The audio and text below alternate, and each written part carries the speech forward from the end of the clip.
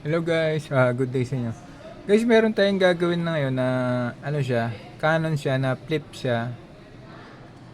Ganito yung problem niya. Pag pinlip natin siya daw, eto, may makikita kang image. Pero pag binaba natin yung ano niya, LCD niya guys, nawawala. So, upon diagnose guys, nagkakaproblema siya dito sa flex niya. So ngayon gagawin natin at i-disassemble natin, papalitan natin ng flex to. Umorder na rin pala yung customer natin ng flex guys. So re-replace na natin siya. So ito guys, simulan na natin.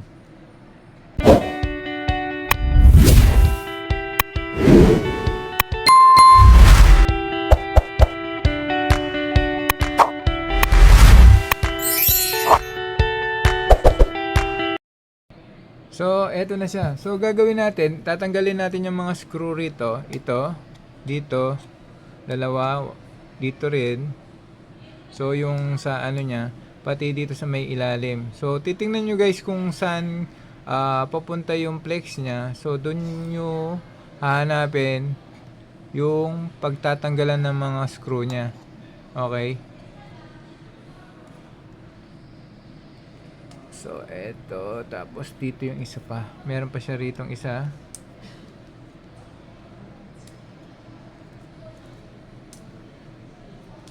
So titingnan ko lang dito.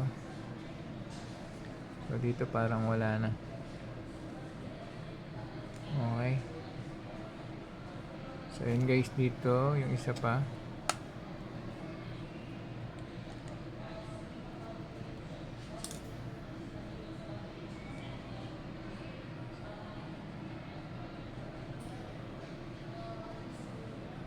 Yan. So double check nyo lang guys kung saan nyo pwedeng makita na yun ang nagiging ano niya na pinaka-lock nung pinaka-panel niya rito. So dito naman, sige magkalag tayo banda rito ng konti. Lang natin, yan. Tapos yung dito niya siguro, try natin rin.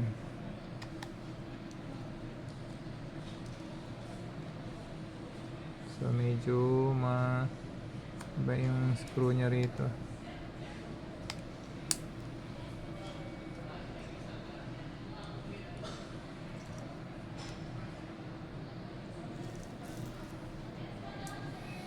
Ayan guys, tapos dito pa.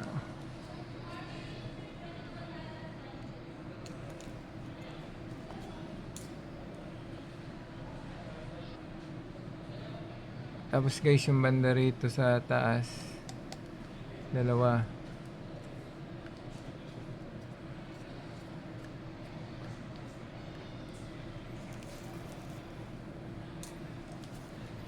Ito pa yung isa.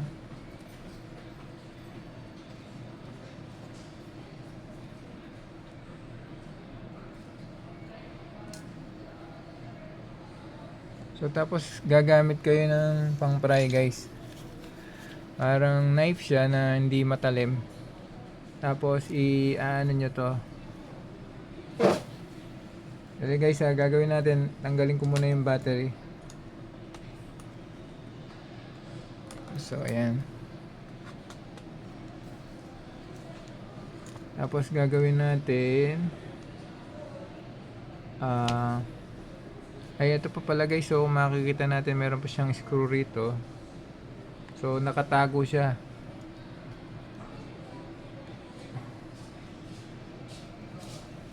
So medyo malilit lang yung screw nito rito sa bandang itaas.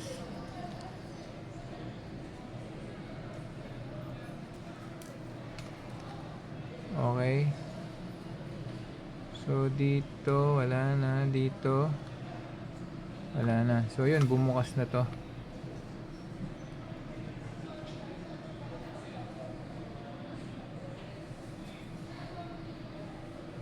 So pag napupush siya, nag-okay siya. So gagawin natin guys,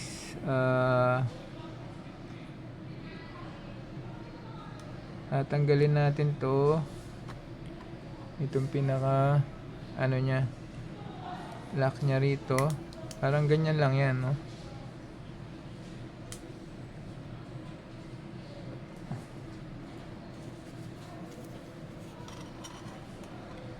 Tapos ito, yun.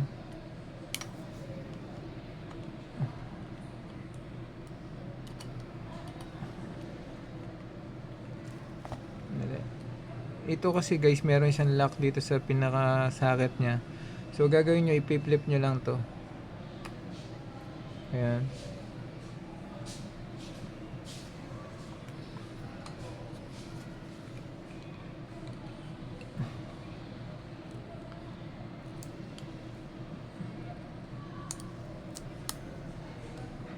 Ayun. So natanggal na natin yung LCD guys. So ngayon dito tayo. Medyo dito yung trabaho ng konti guys. Tatanggalin natin yung panel dito para matanggal natin tong flex. Ayun guys, pag inano nyo to, makikita nyo, inangat nyo, meron pa siyang screw rito na nakatago. 1 sa 2. Kuya, magkano lakas ng keyboard? Kuha na natin ang pera. 700. Kunan ko na. At yun na ako ng pera. Kuha na ako nila. Silver. Ano kasing gagana ka rin? Pang Babo. silver. Yung babo. Ito ka na ako bayad mo. Wow. Okay nila eh. Yung meto mo kanong yung gagana yun. Yung may gawa. Pero yung black yan. Everyday. So, pwede. okay na. Yung bayan na. Ito na ka na akong bayad mo. Pag may ka-problema na mo sir, sabihin nyo, balik ka lang naman. Wala ako mo ito dito. Pero yung black, pwede. Okay, thank you. Thank you.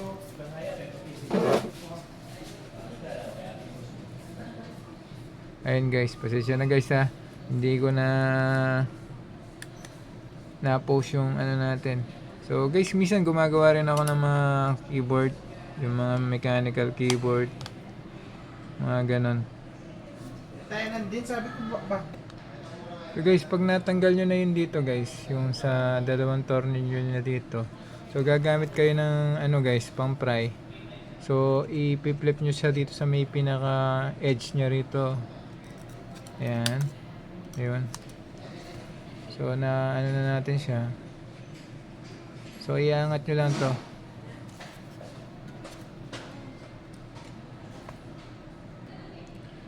So dito guys, para may nakaharang pa, so tingnan natin. So ito, bubuksan nyo yung dito nya. Para may pinakatakip ng mga connector dito. Meron pa siyang isang screw ron. So tatanggalin natin siya.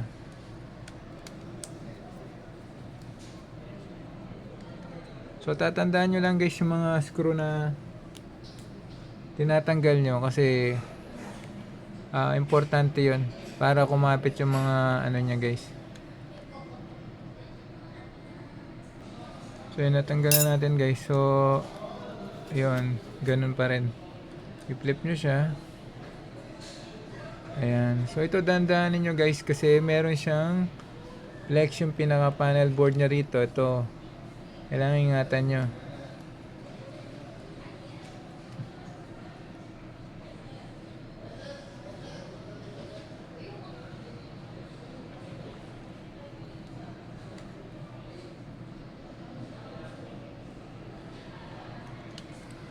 Dali.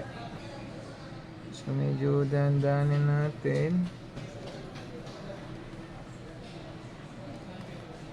And guys, ito pampatibay pala ng mga flex. So dadagdagan nyo siya ng mga ano guys, parang scotch tape, yung pinaka flex nya, para kumapal o tumibay yung pagkaka flex nila. Kasi sobrang nipis ng flex, mabilis silang napuputol.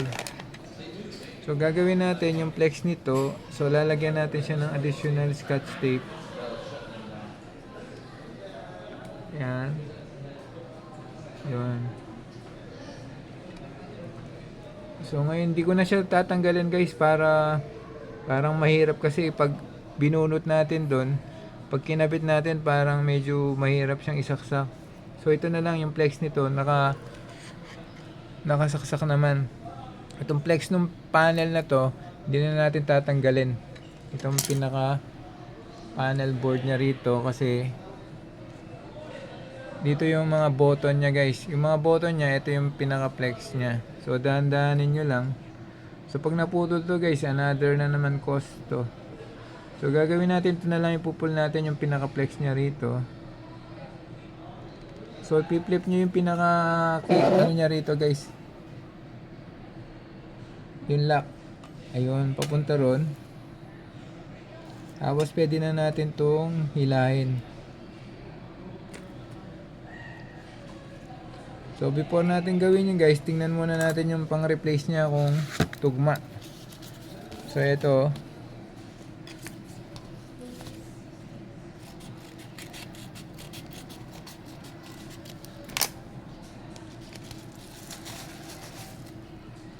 So yun. So tugma naman guys.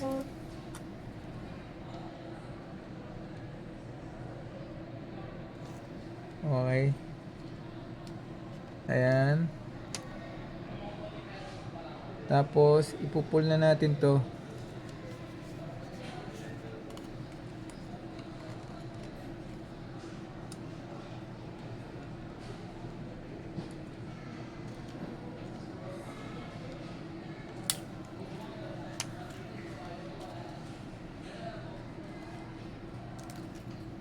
Eto siya, ayan. Eto siya. So, tatabi ko yun dito. Tapos, ito yung bago. So, gagawin natin. Ayan.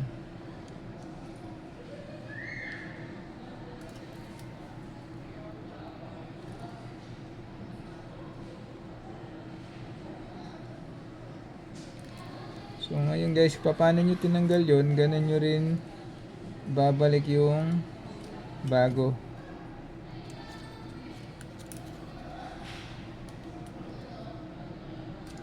So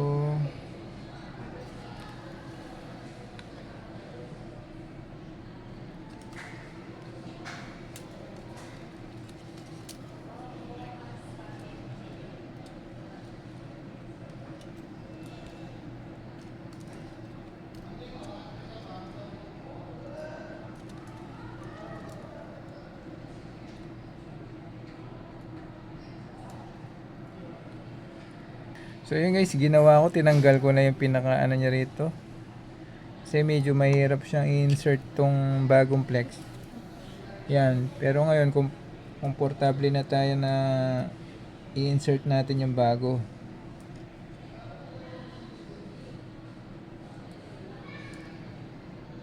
Medyo hinay-hinay lang, at tsaga-tsaga lang talaga. Isang kasi maninipis to guys, pag medyo konting ano lang, pwede mapunit.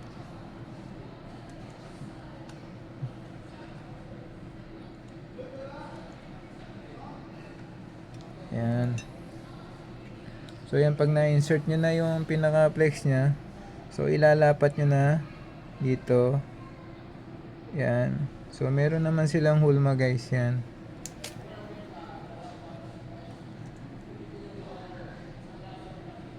Okay. So gagawin natin itong pinaka LCD nya. So kakabit na natin siya.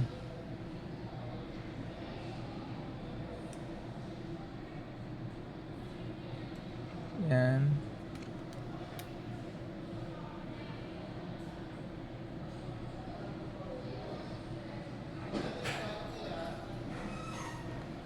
Yan guys,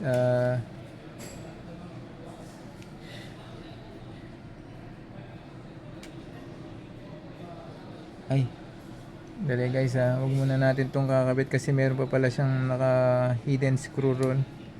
So medyo trial and error din tayo.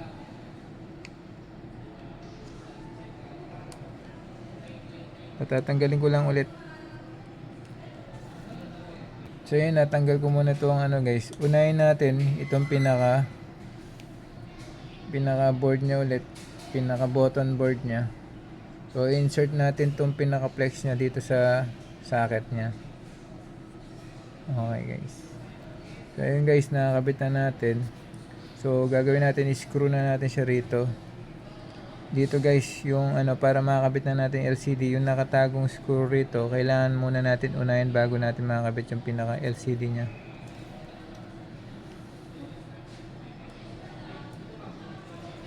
So ito. So screw ko na siya. So ito guys, malapit na tayo. So lalagyan na lang natin ng screw to, dito, dito, dito. So tapos na siya. So shortcut na natin guys ha. Ito guys, nakakabit na natin lahat ng mga screw nya. So testing na natin siya. So ngayon guys, i-close natin siya. Sindin natin siya ngayon. Ayan guys, oh, meron na siya. So maski naka-close to, meron siya. So iangat natin guys. So meron pa rin siya, di ba? So ibababa natin siya. So meron pa rin siya.